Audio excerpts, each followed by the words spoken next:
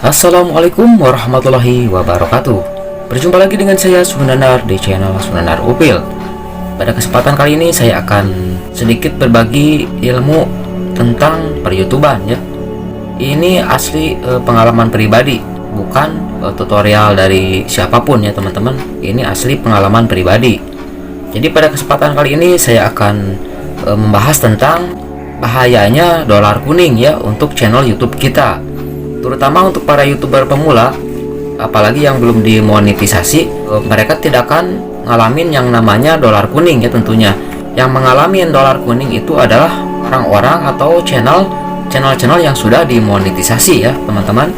Jadi untuk para YouTuber pemula yang belum dimonetisasi, alangkah baiknya simak penjelasan ini supaya buat kedepannya kalian tidak sembarangan untuk membuat konten video ya. Kemudian untuk yang sudah dimonetisasi, ini adalah solusi buat kalian yang channel YouTube-nya seringkali mendapatkan dolar kuning. Nah, kita langsung saja ke pembahasan. Ada beberapa hal yang membuat video kita ini menjadi dolar kuning. Sudah pasti teman-teman, sebagian teman-teman ada yang sudah mengetahuinya ya teman-teman. Walaupun sudah mengetahuinya, tapi seringkali kita terjebak oleh konten kita ini yang terjebak oleh dolar kuning. Sudah capek-capek membuat video, tapi akhirnya dolar kuning, yang mana dolar kuning ini dipastikan video kita ini akan dibatasi untuk iklannya ya teman-teman, bahkan tidak ada sama sekali. Jadi apabila lambang logo dolar di konten kita ini dolar kuning, kita ini iklannya akan dibatasi ya teman-teman, bahkan tidak ada sama sekali. Nah, kemudian mengapa bisa demikian? Penyebab dolar kuning banyak sekali, walaupun sudah tahu tapi terjebak, dikarenakan mereka salah dalam membuat thumbnail, judul, dan juga isi deskripsi ya teman-teman.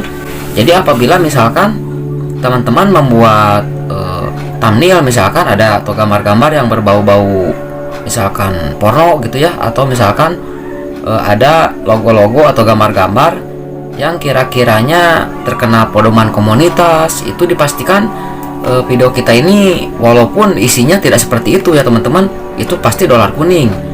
Kemudian untuk yang kedua dari judul, misalkan ada kata-kata dari judul itu sendiri misalkan yang ada berbau-bau ke unsur pornografi, atau ada yang ke unsur sara, seperti judulnya misalkan kasus pemukulan si B misalkan gitu ya, atau detik-detik tertimpa sesuatu misalkan gitu ya.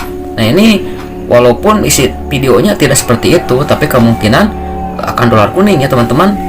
Kemudian untuk deskripsi juga sama ya teman-teman. Misalkan walaupun judulnya aman nih, misalkan deskripsinya itu ada kata-kata yang nyeleneh, misalkan apa gitu yang intinya misalkan detik-detik pemukulan kucing misalkan, atau gimana ya intinya dari judul deskripsi ada yang unsur yang menurut YouTube itu melanggar ya teman-teman.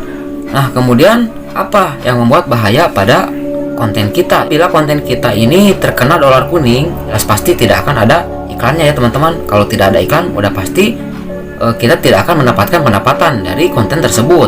Nah, kemudian bahayanya apa?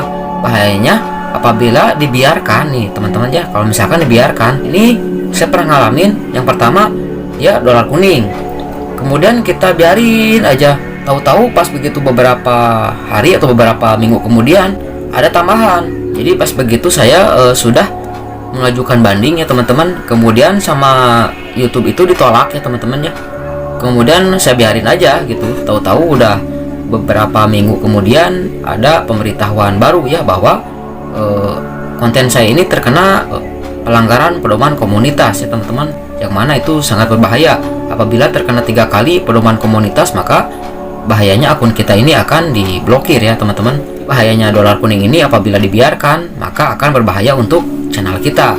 Yang kedua, akan berdampak pada konten-konten kita yang lain dari segi pendapatan ya teman-teman. Apabila dari channel kita ini ada beberapa video yang terkena dolar kuning, kemudian kita biarkan, nah imbasnya kita yang viral ini pendapatannya atau nilai CPM-nya ini kemungkinan akan menjadi turun. Itu dolar kuning ini kita biarkan, tahu-tahu udah beberapa hari kemudian jadi nilai CPM-nya itu menurun ya, karena pihak pengiklan ini jadi mulai agak ragu dengan channel kita ya teman-teman. Yang ketiga bahayanya dolar kuning ini adalah bila kita biarkan, misalkan kita sudah mengajukan banding ya, akan tetapi banding kita ini ditolak oleh YouTube ya, misalkan YouTube masih kekeh bahwa menganggap video kita ini misalkan melanggar ya, seperti itu. Akhirnya udah beberapa hari kemudian kita biarkan, ini pengalaman saya pribadi ya teman-teman, udah saya biarkan gitu ya, dikarenakan kontennya viral, jadi saya biarin aja.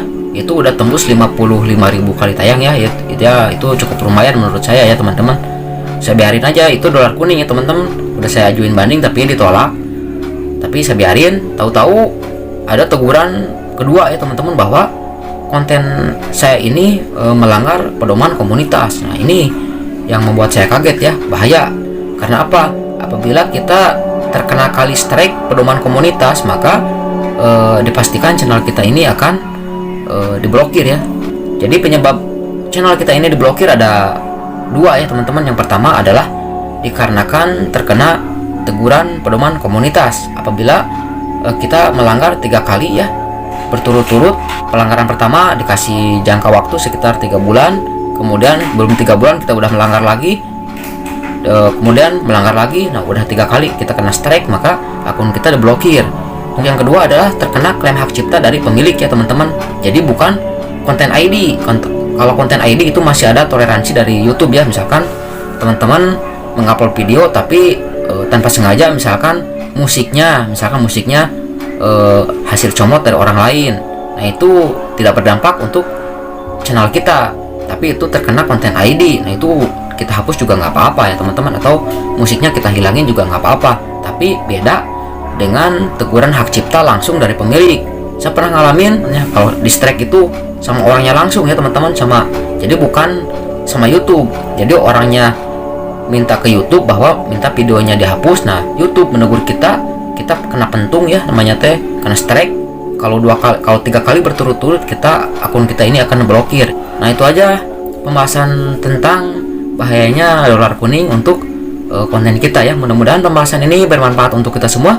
Cukup sekian dan terima kasih. Wabillahi taufiq wal hidayah. Wassalamualaikum warahmatullahi wabarakatuh. Sampai jumpa lagi di video-video saya selanjutnya.